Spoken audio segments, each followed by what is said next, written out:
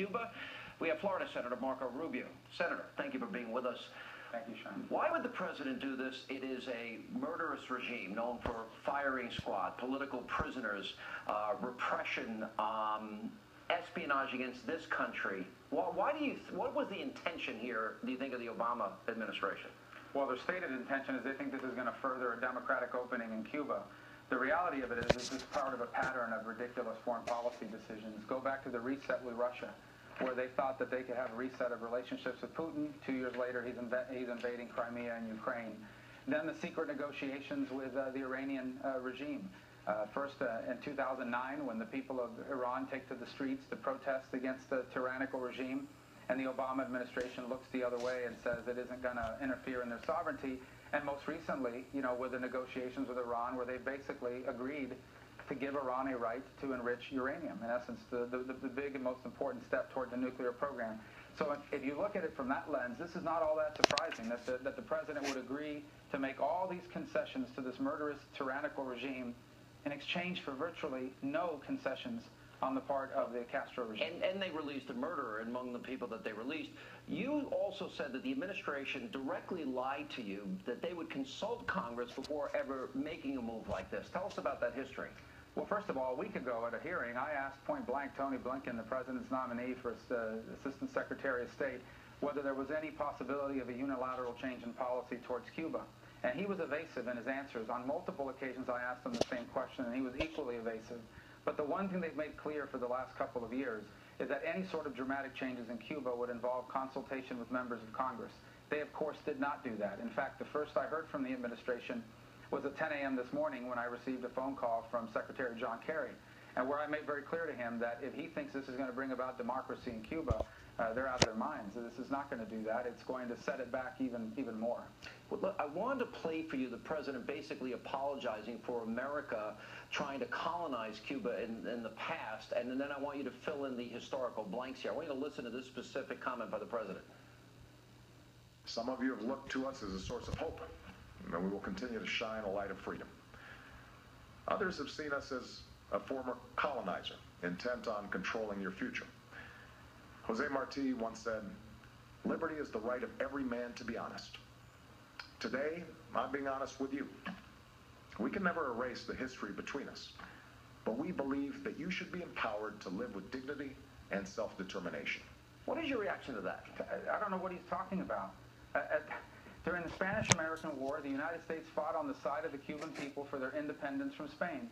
The U.S. remained after that for a period of time, and in 1902 turned the country back over to the Cuban people, which they had up until 1959 when Fidel Castro took over. I don't know what he's talking about. The United States tried to colonize Cuba, and I don't know of anyone who seriously believes that. That's a talking point of the Castro regime. In fact, that was a term that Raul Castro used today in his address to the Cuban people, that this is walking away from the era of colonialism. I have no idea what he is talking about when he says something like that. It's an outrageous statement. Well, then Castro, by the way, as President Obama was speaking, he actually urged the president to use executive action. So he's now asking the president to act in an illegal fashion, in a way that's unconstitutional, to advance this agenda that helps his murderous regime. It's a very simple equation. You have a government that controls every aspect of society. You have a military. You saw Raul Castro today wearing his military uniform. Well, they have a military that basically controls the island and every aspect of it. The more money comes in from the United States to their economy, the more money will line their pockets. Very little of it will even trickle down to the Cuban people. And they're not going to allow, the president was saying today, well, more access to the internet. Look, there's an internet in China.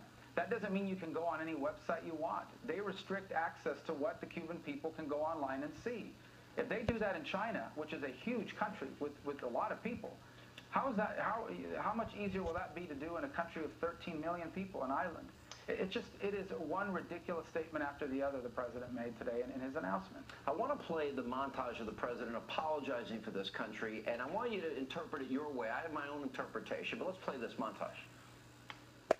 America, like every other nation, has made mistakes and has its flaws.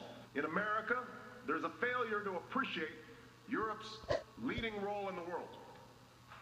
Instead of celebrating your dynamic union and seeking to partner with you to meet common challenges, There have been times where America has shown arrogance. 9/11 was an enormous trauma to our country.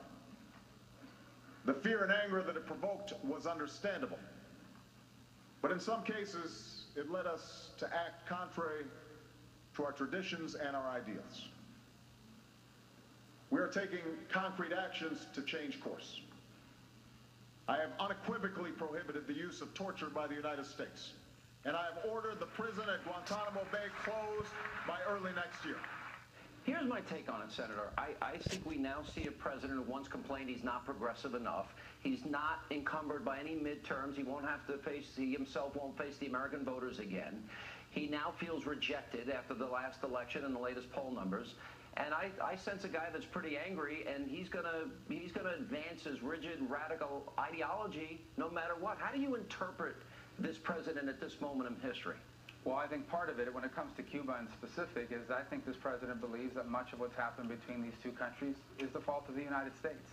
And I think that has led him to make many of these decisions. How else do you explain agreeing to normalize relations, opening up telecommunications, banking, tourism, the sending of dollars to Cuba through remittances, all of these dramatic changes, and the Cubans, all they have to do is release 53 political prisoners, who, by the way, will be right back in jail next week if they take up the cause of freedom again, and allowing the UN to more closely monitor events on the ground in Cuba, which of course is a joke.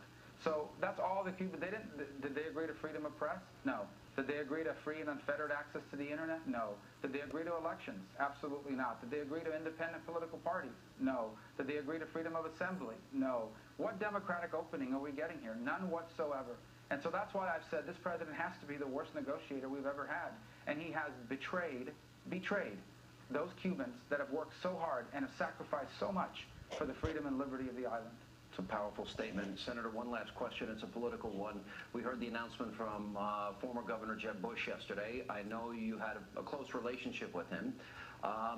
Does this in any way impact your decision potentially to run for president, and where are you in the process of that decision?